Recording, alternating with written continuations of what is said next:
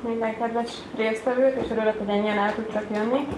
Külön köszöntöm az ismerős arcokat, akik már ügyfeleink, és bízom benne, hogy sok érdekes információval bővült az eddigi tapasztalatuk az angol céggel való működéssel kapcsolatban. Én Szabó Éva vagyok, az Eblet Team egyik tulajdonosa, és tanulmányainkat kollégáinkkal együtt az angol könyveléssel kapcsolatban folytattuk, így a jelenlegi előadás is a cégalapításról, könyvelési, illetve adózási szabályokról szólna az Egyesült Királyságban. Alapvetően, mint minden országban, itt is többféle társasági forma létezik. Az egyéni vállalkozástól kezdve a társas vállalkozásokon keresztül a céges formákig. A legismertebb és leggyakoribb formája ennek az LTD, vagyis a Private Company Limited by Shares, de létezik ennél több forma is, amit legalább említés szintjén kell, hogy ismerjünk. A Private Company Limited by Guarantee főleg non-profit cégek cégformája, illetve a Public Company Limited by Shares, amit más néven PLC-nek ismernek, ez leginkább a nyílt részvénytársaságokhoz megfelelő forma. Léteznek emellett társasvállalkozások, illetve ezeknek a korlátolt felelősségű változata a Limited Liability Partnership-ek is. Amikor Magyarországról keresnek meg bennünket cégvezetők, akkor gyakran az a kérdésük, hogy hogyan tudnak elindulni. Egy magyar cég telephely-bejegyzése is opció lehet nekik, bár, mint ahogy azt előttem is elmondták, nem biztos, hogy ez a legjobb megoldás, mert az angol piac, a hazait szereti, így egy angol cégen keresztül való megjelenés több bizalmat fog adni önöknek. A cégalapítás maga ténylegesen a legegyszerűbb pontja egy angol cég életének. Nagyon gyorsan és egyszerűen létre lehet hozni egy angol LTD-t. Magát a KFT-t, a KFT-nek legjobban hasonló LTD formát a cégbíróság jegyzi be, ami angol néven a Companies House-nak nevezzük. Azért nem jó a fordítás, de a magyar füleknek így a legismertebb a fogalom, mert itt nincsen szó bíróságról, nincsen benne cégbíró, nem határoznak, nem döntenek, csak nyilvántartásba veszik a cégeket. Így nyugodtan meg lehet tenni azt is, hogy Mickey Mouse igazgatóságával hoznak létre egy céget, nem fogja megkérdőjelezni senki ennek a hitelességét. Éppen ezért a cégalapító ügynököknek a vállán nyugszik az a felelősség, hogy az adatok hitelességét ellenőrizzék, az alapító személyeknek az azonosságát visszaigazolják, illetve megakadályozzanak bármilyen visszaélést, vagy bármilyen trükköt, ami esetleg felmerülne. Maga a folyamat egy munkanapot vesz igénybe, igazából teljesen online történik, semmit nem kell aláírni hozzá, nem születik aláírási címpéldány, a maga cégbíróság és a Companies House is e-mailben, PDF-ben küldi vissza a cégalapító okiratát. Ami szükséges hozzá, egyrészt egy cégnév, amit lehet ellenőrizni, hogy elérhető-e valami a cégbírósággal összekötött rendszerekbe, vagy magán a cégbíróságon. Szükséges hozzá egy székhelycím. Ezzel kapcsolatban nagyon fontos információ, hogy nem egy Companies House létezik, hanem az Egyesült Királyság egyes területeinek külön cégbírósága van. Tehát az északír területen, a skót területen, illetve Anglia és Wales területén lévő cégeket külön nyilvántartásba veszik, és nem is lehetséges az, hogy egymás között mozogjanak a cégek. Tehát egy Skóciában jegyzett cég mindig Skóciában fog maradni. Nincs arra lehetőség, hogy 4 év múlva londoni székhelyre költözzön. Ezért érdemes már az első pillanatban jól pozícionálni a céget. Emellett természetesen szükséges az ügyvezetők, tulajdonosok adatai, illetve a tőke megnevezése. A tőkére való követelmény nincsen Angliában, azon túl, hogy minden tulajdonosnak legalább egy részvénnyel kell rendelkeznie. Így igen gyakori, és valójában meg is történik az, hogy a legtöbb cég akár egy darab egyfontos részvénnyel is megalapulhat. Emellett persze szükség van a társasági szerződésre, illetve a bejegyzésnek a hivatali életékére is, de ezt a cég alapításban eljáró személyek tudják általában biztosítani. Ez a legegyszerűbb pontja egy angol cég életének, de a cég alapítás után még több olyan kötelezettsége van, ami a teljesen legális működéshez szükséges. Így például minden adónemre külön kell regisztrálni, amivel a cég élete során kapcsolatba kerül, de csak akkor kell rá regisztrálni, amikor ténylegesen szüksége van rá. Így például egy megalakult cégnek akkor kell beregisztrálni a társasági adóra, hogyha elkezdi az aktív működését, és innentől van 3 hónapja arra, hogy a bejelentést megtegye az adóhivatal felé. Az áfa körbe is külön regisztrálni kell, csak akkor, hogyha a cég forgalma elérte a kötelező éves regisztrációs határt, ami jelenleg 81 000 fontnál áll, vagy akkor, hogyha önként úgy dönt, hogy neki jobb lenne az áfa körbe tartoznia. A munkáltatói regisztrációt is külön kell megtenni akkor, hogyha a cégben alkalmazottak lesznek, és ezt akkor is meg kell tenni, ha az egyetlen alkalmazott a cégben a cég ügyvezetője maga. Ez persze azt is jelenti, hogy van olyan állapot, amikor a cég ügyvezetője sincsen bejelentve, mint alkalmazott, és így nem kötelező saját maga után járulékokat fizetni, akkor is, ha esetleg a cég semmit nem forgalmaz még. Minden bizonnyal egy bankszámlára is szükség lesz, ami ugyan nem kötelező, és nem kötelező Angliában lenni, de a mai világban enélkül már nem nagyon tud működni egy cég. És érdemes egy jó könyvelőt is megkeresni, aki többek között a kötelező bevallások teljesítéséről is tud gondoskodni. Az előző listán kicsit bővebben végigmenve először a társasági adóról beszélnék, erről már volt szó, de magáról a rendszerről még nem tett említést senki eddig. Maga a társasági év nem kötődik a bármilyen naptári évhez.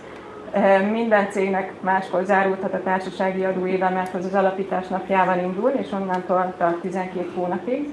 Tehát ha például egy cég 2013. január 8-án alapult, annak az első éve 2014. januárjában fog véget érni, és innentől van neki 9 hónapja arra, hogy a társasági adóbevallást és mérleget elkészítse, illetve leadja a cégbíróság és az adóhivatal felé.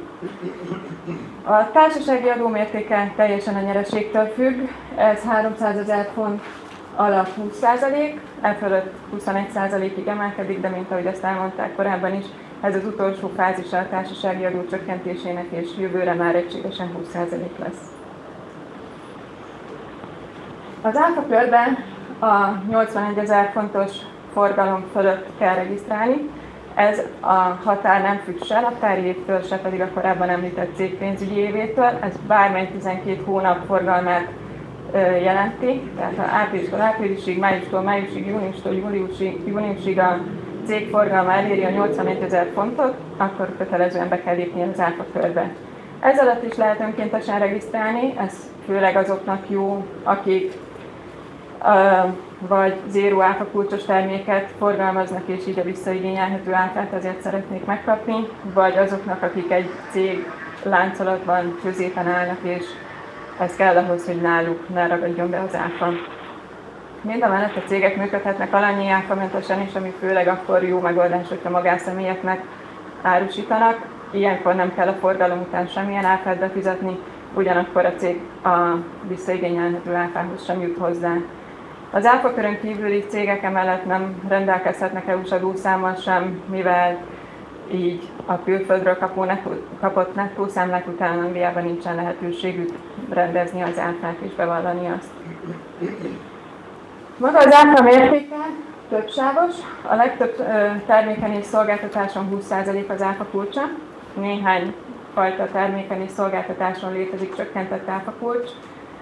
Ennek a leggyakoribb emlegetett példája a gyerekülészet, vagy az otthoni rezsi, gáz és villanyköltségek, amiknek csökkentett áfakulcsuk van, de ennél szélesebb azért a lista. Zéró áfakulcsa a legtöbb alapvető élelmiszer, gyerekruhák és a nyomdai termékek egy része rendelkezik. Mindig érdemes előre megnézni, hogy az adott termék vagy szolgáltatás milyen áfakulccsal rendelkezne Angliában, mert tényleg széles a skálája ennek. Hogyha akár a forgalom miatt, akár önkéntesen oda jutnak, hogy az áfa körre regisztrálni kell, akkor annak legalapvetőbb feltétele az angol forgalom, vagy az angol ügyvezetési hely. Ha ez egyike sincs meg, akkor valószínűleg a cég sohasem lesz angol áfa alany, és nehezen vagy egyáltalán nem kapna angol adószámot.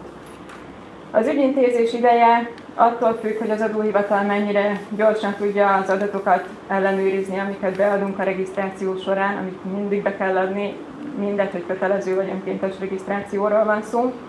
Hogyha angol rezidens igazgatóról van szó, őt gyorsan tudják ellenőrizni, benne van a rendszerükben. 1001 bevallása történt, már volt munkáltatója, ott nem igazán kérdeznek vissza, hogy gyors az ügyintézés. Ellenben, akik nem tudnak ellenőrizni, ott hetekbe is telhet, sőt, akár hónapokba is.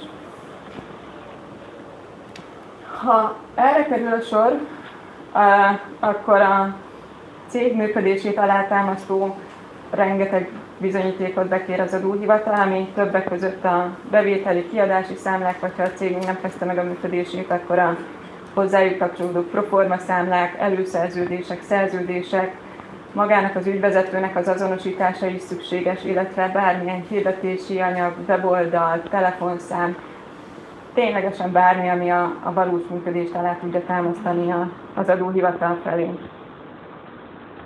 A másik nagy terület a munkáltatói regisztráció. Erre szintén külön kell regisztrálni, és ezzel már egy negyedik azonosítót kap a cég, mert maga a cégbejegyzéshez volt egy cégjegyzékszáma, a társasági adóhoz egy adóazonosító jele, ha áfa körbe lépett, akkor egy adószáma, munkáltatóként pedig egy negyedik munkáltatói referenciaszámot kap a cég. Ezt minden esetben meg kell tenni, hogyha akár csak egy alkalmazott is van, aki maga az ügyvezető, vagy ha olyan alkalmazott van, akinek már volt angol jövedelme abban az adott adóévben, vagy hogyha a fizetése bárkinek 481 fontos havi fizetés felett van, mivel ez az feletti fizetés az, ami a TB jogosultságot adja Angliában. Akkor is regisztrálni kell munkáltatóként, hogyha nem kifejezetten alkalmazottai vannak a cégnek, hanem építőipari alvállalkozói. Az építőiparban egy elég speciális adózási rendszer van, ami azt jelenti, hogy a fővállalkozók az alvállalkozóktól adóerőleget tartanak vissza, amit ugyanúgy be kell vallani és le kell jelenteni az adóhivatal felé, mint az alkalmazotti béreket. És ez fordítva is igaz, hogyha maga a cég dolgozik alvállalkozóként egy építőipari munkán, akkor tőle is adóerőleget fognak vissza, és ezt a saját bérköltségeivel állíthatja szembe. Maga a regisztrációnak az átfutási ideje 10-14 nap, amire csak azért fontos odafigyelni, mert az első bérkifizetés fizikai megtörténése előtt már regisztrálva kell, hogy legyen a cég, és onnantól havi bevallásokat kell beadnia. Gyakori kérdés az, hogy mennyi is a minimálbér, amit törvényileg kötelező kifizetni egy alkalmazottnak. Ez az életkorhoz van kötve. Jelenleg ez most októberben változik, és általában mindig októberben változik. Jelenleg 21 év feletti alkalmazottnak legalább 6,5 fontot kell fizetni óránként, 18 és 20 év között 5,13 fontot, illetve 18 év alatt 3,79 font az, amit egy alkalmazott mindenképpen meg kell, hogy kapjon. Természetesen ennél többet nyugodtan lehet fizetni. A személyi jövedelemadózás sávos Angliában. A személyi jövedelemadó alá esnek az Angliában történt munkavégzés bérterhei, az egyéni vállalkozói nyereség, az osztalék, külföldi jövedelem vagy kamatjövedelem, illetve tőkenyereség, hogy csak a legfontosabbakat vagy leggyakoribbak említsük. A sávok úgy alakulnak, hogy egy Angliában élő és dolgozó ember első 10 000 fontja adómentes, és 10 000 font fölött kell elkezdeni 20%-ot fizetni a jövedelméből, ami után 31.866 font fölött 40 vagy 45%-ra vált a személyi jövedelemadózásnak a kulcsa. Akkor, amikor angol-magyar vegyes vállalatokról van szó, akkor az adórezidencia kérdése is igen fontossá válik. Általában az adórezidenciát az határozza meg, hogy egy évben 183 napnál hol töltött többet az a személy. És hogyha ez nem Anglia, akkor nagyon valószínű, hogy az Angliából származó bizonyos fajta jövedelmek más országban is a lakóhely szerint is megadóztathatóak. Ilyen például a fizetés, hogyha olyan munkához kötőd bekapja az ember, ami fizikailag nem Angliában végződött el, illetve az osztalék, ami teljesen mindegy, hogy milyen országba kapja az ember, hogyha ő magyar adórezidens, az Magyarországon is be kell, hogy kerüljön a személyi jövedelemadó bevallásába. Ellenben az a fizetés, ami angliai munkavégzéshez kötődik, az biztosan mindig Angliába kell, hogy adózzon, illetve az igazgatói tiszteletdíjak azok, amik a cég adórezidenciája és nem a személy saját adórezidenciája szerint adóznak. A társadalombiztosítás területe is igen gyakori kérdés szokott lenni felénk. A TB járulékok Angliában akkor fizethetőek, hogyha maga a munkavégzés is ott történik, hogyha egy angol lakos, egy angol TB számmal rendelkező ember tud Angliában TB-t fizetni. Több országban, az EU-ban viszont egyszerre nem lehet TB jogviszonya egy magánszemélynek, így mindig fontos megnézni azt, hogy TB szempontjából hova tartozik, mert a másik országban ki kell jelentkezni a TB rendszerből, illetve nem fizethet ott még önkéntesen sem TB járulékot. A munkabérek utáni TB járulék összege a teljes mértékben a fizetéstől függ. Ennek a havi határa 663 font. Az e fölötti résznek kell a 12%-át levonnia az alkalmazott bruttó béréből, illetve a munkáltatónak e felett kell 13,8% munkáltatói TB-t befizetni az alkalmazott bruttó bérén felül. Most április 6-ától lépett életbe egy olyan kedvezmény a munkáltatók részére, amikor a pluszban, a bruttó béren felüli TB terheknek az első 2000 fontját nem kell befizetniük, még csak az a feletti részt. Konkrétan forgalomhoz kötött helyi adók nincsenek már Angliában.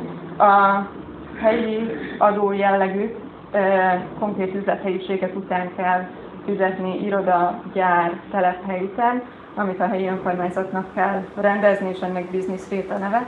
Ez nem függ a cég forgalmától, ez mindig az ingatlan értékétől függ, és kisvállalkozások itt is kedvezményt vehetnek igénybe. Több szó esett már a bankszámlanyításról, itt igazából csak általánosságban érintenénk ezt. Az alapítást követő napon már el lehet kezdeni a bankszámlanyítást bármilyen angol bankba, ezt nem kötelező Angliában vezetni, bárhol meg lehet nyitni, és bármikor meg lehet nyitni. A bankszámlaszámot nem kell semmilyen hatóságnak leadni igazából, tehát csak a cégen múlik az, hogy mikor születik meg a bankszámlája.